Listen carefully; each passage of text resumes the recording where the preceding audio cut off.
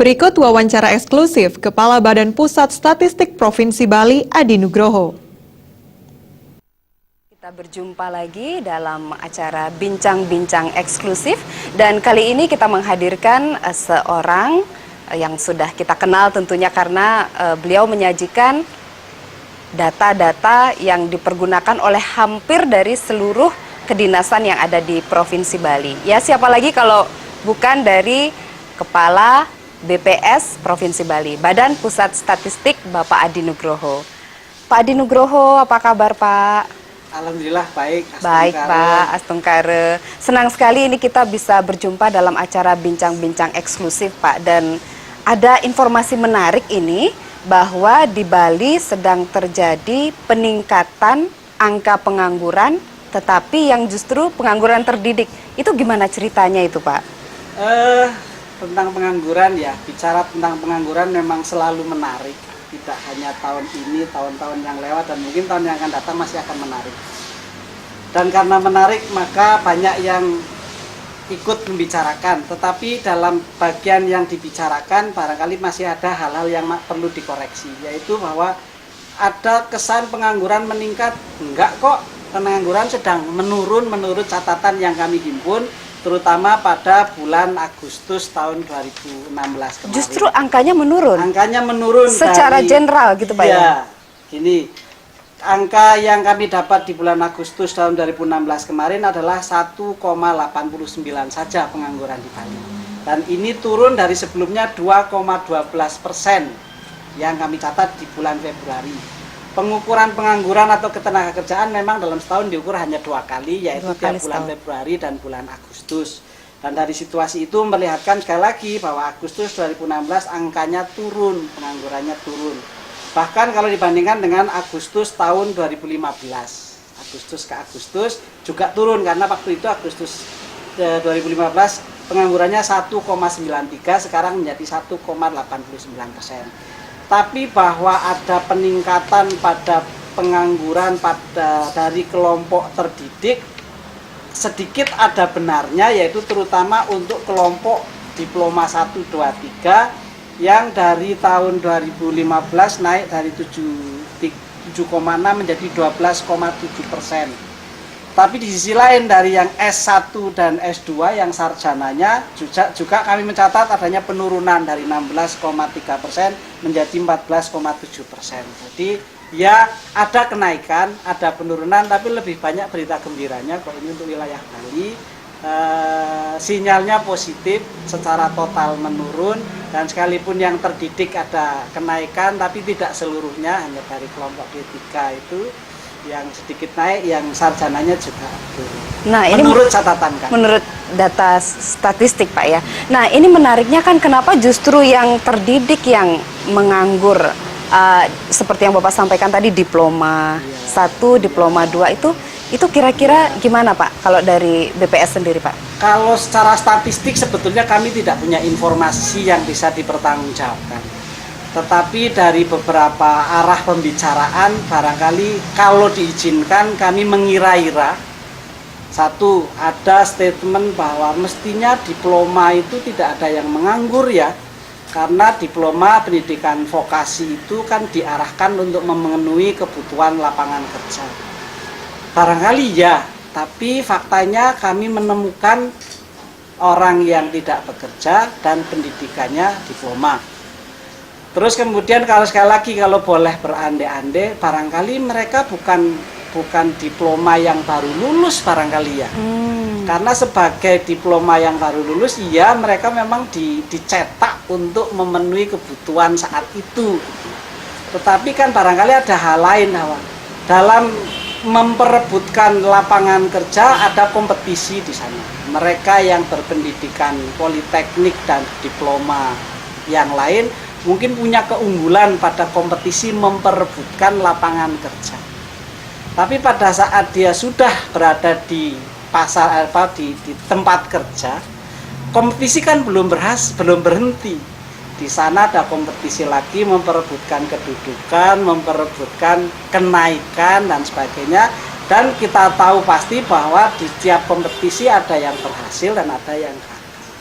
Mungkin yang tercatat pada survei kami, pengangguran yang berpendidikan diploma ini adalah mereka yang kemudian gagal dari sistem persaingan di dunia usaha itu, yaitu memperebutkan kedudukan maupun memperebutkan Kenaikan jabatan. peningkatan.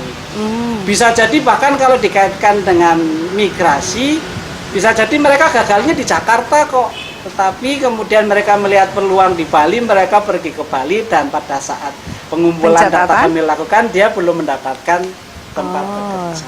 Iya, Sehingga sekali iya, lagi, diploma itu juga bisa menganggur kalau kita juga bersedia melihat kemungkinan diploma yang bukan baru lulus dari perguruan tinggi saat itu. Kalau dari BPS sendiri ada kategori usia Pak ketika dilakukan pencatatan? Iya, Ada? mudah-mudahan ada. Makanya untuk bisa mengetahui itu lebih jauh memang perlu ada pendalaman kajian. Salah satunya yang melihat dari data yang terkumpul itu sebetulnya berapa sih usia mereka rentang itu. usianya, mungkin dari ya? sana kita bisa mengambil perkiraan yang lebih dekat, sekalipun mungkin tidak bisa jadikan kesimpulan yang bisa dipertanggungjawabkan. Kalau usianya di atas 30, hampir pasti dia bukan fresh graduate, hampir pasti atau layak diduga bahwa mereka adalah yang gagal dalam kompetisi di lingkungan kerja. Di lingkungan kerja. Berarti sebenarnya berita gembiranya bahwa angka pengangguran secara global itu luas menurun. menurun. Yang memang ada kenaikan adalah pengangguran dari yang berpendidikan Iya, di ada atas SMA, begitu Pak ya? Ada sinyal itu, sekalipun juga secara statistik sebetulnya belum cukup disimpulkan sebagai fenomena. Nah kalau betul hal itu terjadi Pak di Provinsi Bali yang seperti kita ketahui kan lapangan pekerjaan sebenarnya banyak sekali, apalagi sektor pariwisatanya sangat berkembang, sektor-sektor yang lain perdagangan, pertanian itu juga ada. Dan itu kira-kira miss-nya di mana Pak? Iya. Tenaga kerja tersebut yang tidak mau karena malas, karena tidak qualified atau bagaimana itu Pak? Iya, kalau berdiskusi dengan Pak Gubernur, beliau sampai pada kesimpulan salah satu masalah terberatnya mental. Mental. Mental. Beberapa dari lulusan sekolah, terutama lulusan perguruan tinggi itu memilih-milih pekerjaan, Memilih-milih pekerjaan. dan tidak menyegerakan diri untuk mendapatkan pekerjaan. Jadi ada faktor menunda-nunda Iya, untuk bekerja. katanya- Berarti dalam arti quote unquote itu malas berarti Pak? Ya malas atau mungkin enggan keluar dari zona nyaman, barangkali ya merasa orang tuanya masih mampu Cukup. mencukupi kebutuhannya, tidak tergesa-gesa begitu.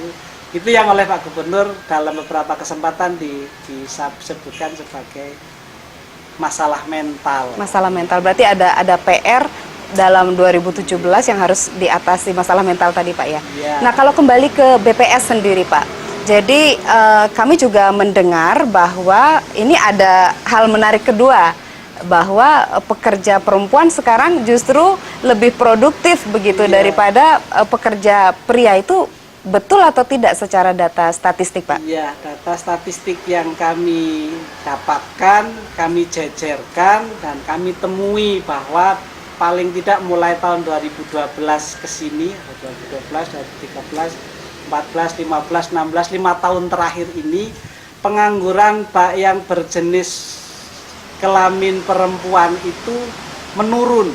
Menurun ya? Sebaliknya, dari porsi pengangguran yang 100%, katakan pengangguran tiap kali 100% ya, karena perempuannya menurun, laki-lakinya yang naik. Jadi ini sesuatu yang mungkin dalam berbagai diskursus mengenai pengangguran dan ketenagakerjaan di Bali kemarin belum muncul dibicarakan, sementara sesungguhnya itu juga sesuatu yang karena pergerakan dalam 5 tahun terakhir itu sudah cukup layak dipandang sebagai fenomena. Barangkali ini yang perlu kajian lebih serius, kenapa ya perempuan kok semakin banyak yang mampu menempatkan diri pada kompetisi perebutan lapangan kerja, sementara prianya semakin tersisih. Posisi terakhir kalau pembagian persentase sudah pada posisi perempuan menyumbang 62,4% di serapan tenaga kerja, sementara laki-laki hanya 37,56. Hampir setengah itu, Pak. Iya, hampir setengahnya. Apa ada karena faktor memang penduduk perempuan lebih banyak di Bali atau Itu bagaimana? yang sekali lagi sesungguhnya perlu dilakukan kajian lebih mendalam. Apakah ini terkait dengan budaya, ataukah ini terkait dengan migrasi, atau terkait dengan apalagi ya, atau apa namanya, mungkin juga ada perubahan sistem ekonomi sehingga kompetisi di antara laki-laki sedang berubah, kompetisi di antara perempuan juga berubah, dan kompetisi antar laki perempuan sekarang lebih menguntungkan kaum perempuan. Itu juga semuanya perlu dibuat kajian untuk Lebih mendapatkan mendalam lagi. kesimpulan yang lebih bisa dipertanggungjawabkan.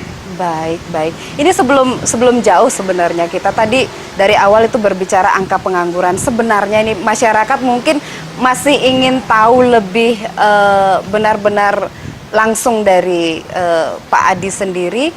Sebenarnya pengertian dari pengangguran itu apa sih, Pak Adi? Baik, barangkali juga emang ya saya perlu menyampaikan kepada masyarakat luas supaya kalau toh harus berdiskusi mengenai pengangguran, kita berdiskusi pada kerangka yang benar. Oke, pengangguran itu dibandingkan dengan tidak pengangguran, dan secara keseluruhan disebutkan dalam kerangka ketenagakerjaan. Tenaga kerja adalah bagian dari penduduk. Pertama, semua penduduk ini tidak semuanya bisa dikatakan sebagai tenaga kerja. Anak-anak kecil itu bukan tenaga kerja.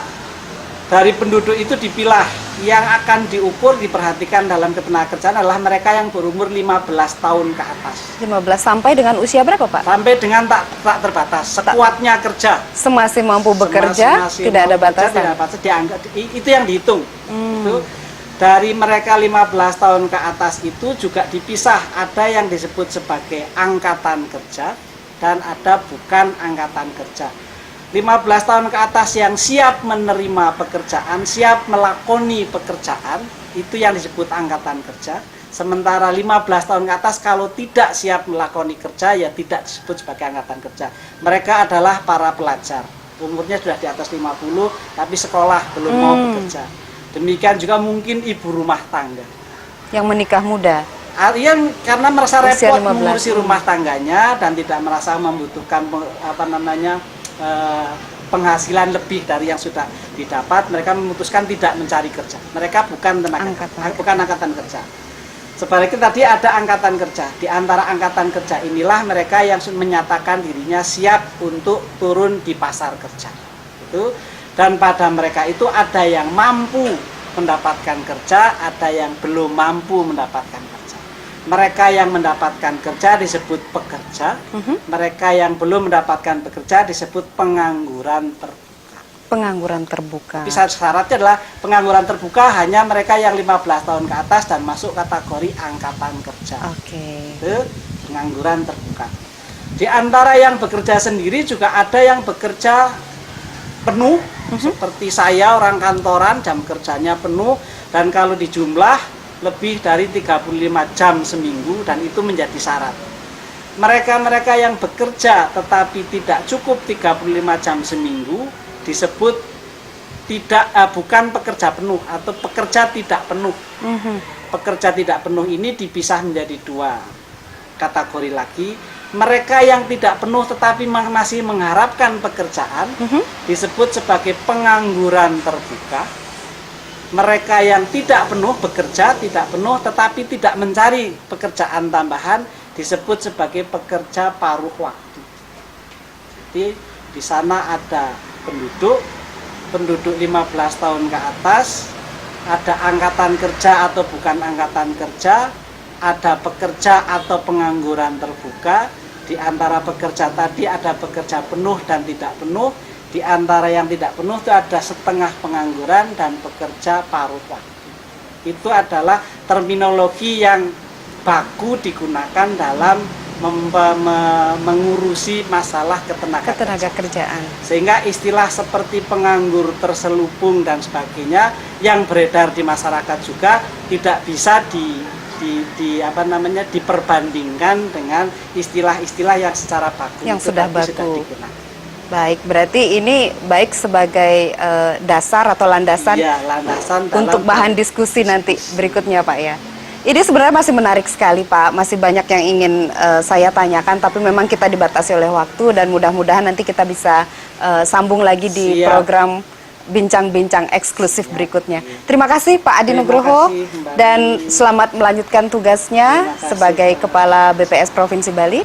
Pemirsa Bali TV, demikian tadi bincang-bincang eksklusif kita bersama Kepala Badan Pusat Statistik Provinsi Bali, Bapak Adi Nugroho, dan kami beserta kru dan kerabat kerja yang bertugas undur diri. Salam Indonesia.